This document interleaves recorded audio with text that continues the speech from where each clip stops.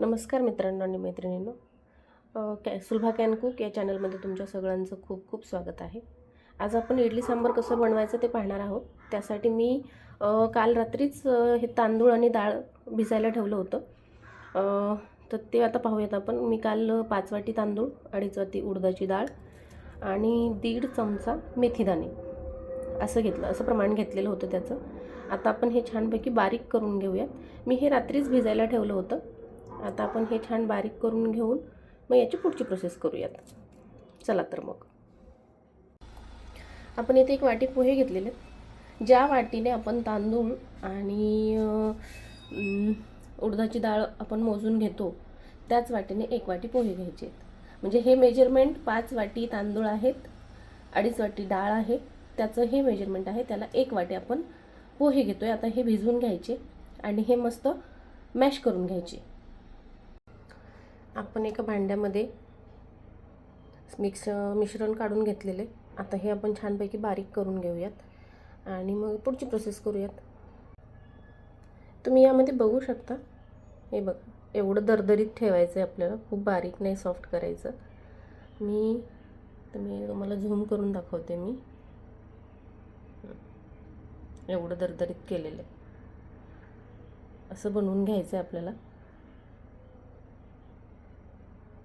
म्हणजे इडली पण खूप सॉफ्ट होते याची. याचा डोसाही होतो, याचा उत्तप्पाही होतो, याचे आप्पेही तयार होतात, याचं उपमा पण होतं, सगळंच तयार होतं याचं.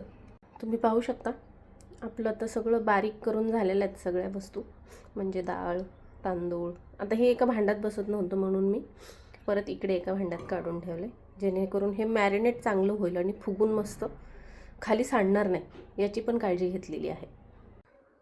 तुम्ही पाहू शकता आपण जे मॅरिनेट करण्यासाठी जे पीठ ठेवलं होतं ना, तर थंडीच्या दिवसात पण बघा कसं एकदम फुगून आले, एकदम छान असं फुगून आले. चला आता आपण याचे उत्तप्पे बनवून बघूयात कसे होत आहेत ते. तर आपल्याला उत्तप्पा बनवण्यासाठी साहित्य लागणार आहे. बारीक चिरलेलं टोमॅटो आहे, कोथिंबीर आहे, हिरवी मिरची आहे, एकदम बारीक चिरून घेतलेला कांदा आहे, हे केचप आहे, हा कांदा लसूण मसाला आहे, हे आहे चाट मसाला आणि बॅटर. आपण आता पुढची प्रोसेस करून घेऊयात की आपण उत्तप्पा बनवायचा कसा ते पाहूयात.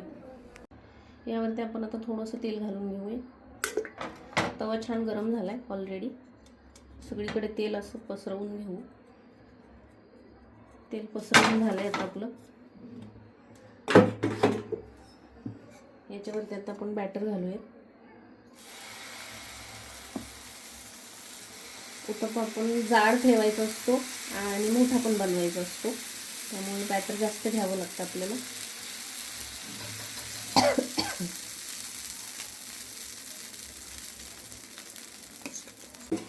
आपण याच्यावरती सॉस लावून घेतलेला आहे. आता आपण यावरती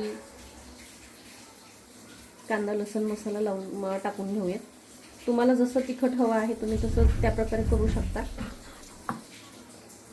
नंतर यावर घालूयात आपण हिरवी मिरची.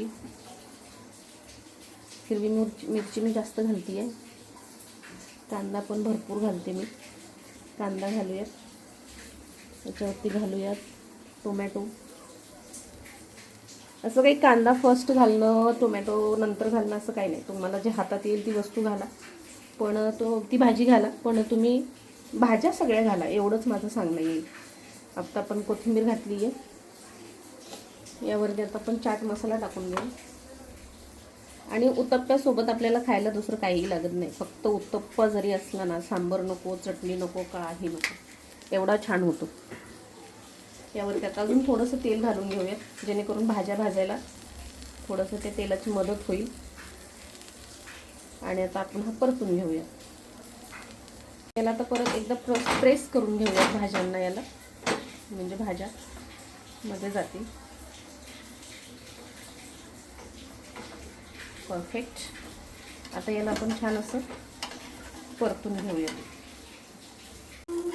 तुम्ही पाहू शकता आता आपण हा मस्त परतून घेऊयात. अशा प्रकारे आपला उत्तप्पा परतलेला आहे. अजून 2 मिनटं याला भाजू देऊ. छान भाजतोय. 2 मिनटाची गरजही नाही, कधी कधी छान भाजतोय.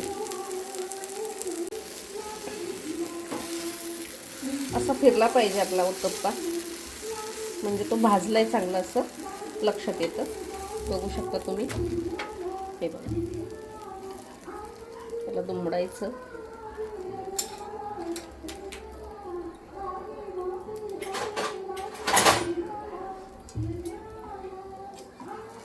आणि एका ताटामध्ये छान असं सर्व करायचं.